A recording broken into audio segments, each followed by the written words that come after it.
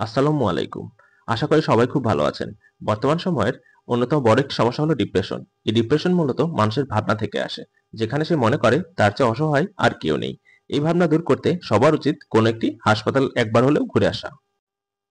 যেখানে গেলে আপনি দেখবেন ডাক্তার দেখানোর টিকিটের জন্য হাহাকার। অনেক অপেক্ষার পর সেই কাঙ্ক্ষিত টিকিট হাতে প্রাপ্তি। দীর্ঘ সময় ধরে রোগীর লাইনে দাঁড়িয়ে থাকা। কত শত অপেক্ষা আর কত শত ক্লান্তি আর হতাশা। হাসপাতালের বেডে এবং হাসপাতালের বারান্দায় কত আর্তনাদ, কত অসহায়ত্ব।